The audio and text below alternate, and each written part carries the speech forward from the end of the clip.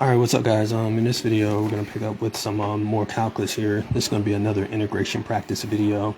This is number 32 of our integration practice series. Alright, so we got a definite integral that we're going to deal with. So we got the integral from 0 to 1. We got x times 3 raised to the x squared plus 1, all integrated with respect to x. So I would just simply do a u substitution.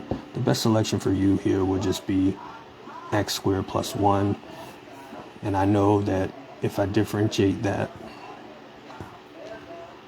I'll get 2x dx. And what that's going to do is that's going to cancel out that x that's hanging right there.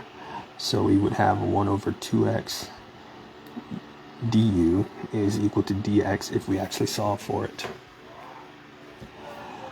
So I'm going to pull out a 1/2, and what happens is the x's will cancel. Now we do got to change the limits since we did a u substitution, so I'm going to leave the bounds blank for now.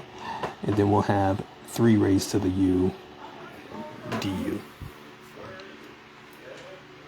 Now let's change the limits. So remember, u was x squared plus 1. So all I had to do is substitute in. So that'll be 0 squared plus 1. Which is 1, and then we stick in a 1, so we get 1 squared plus 1, which is obviously 2. And now we plug the limits on. So it's going to be from 1 to 2, and we'll have 3 to the u du that we're dealing with now.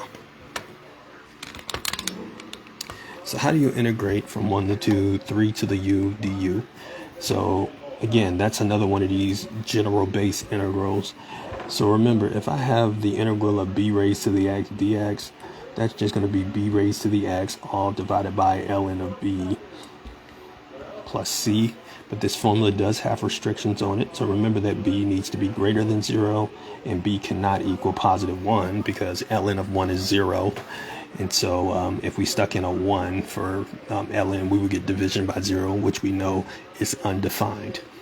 So keep in mind the restrictions on the formula. It's very, very important that you remember that. Okay, so with that being said, we'll have 1/2, which is the constant that we had on the outside.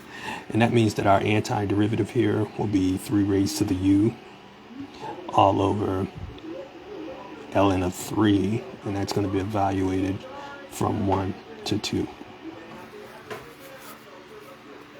So this is going to give me 9 over ln of 3, and we'll subtract that from 3 over ln of 3. We got common denominators, which is great, so we'll get 6 over ln of 3. Now we got to take the 1/2 and we'll multiply that by 6 over ln of 3. And this just simplifies to 3 over ln of 3, which would essentially just end up being our final answer. So your final answer for this particular example would just be 3 over ln of 3. So we were asked to integrate from 0 to 1. We were asked to integrate x times 3 to the x squared plus 1 dx. And our answer to this definite integral is going to be 3 over ln of 3. And that's your answer. Okay, so let me know if you got any questions about how I got my answer. I'll be more than happy to talk to you about it. And I'll see you guys next time.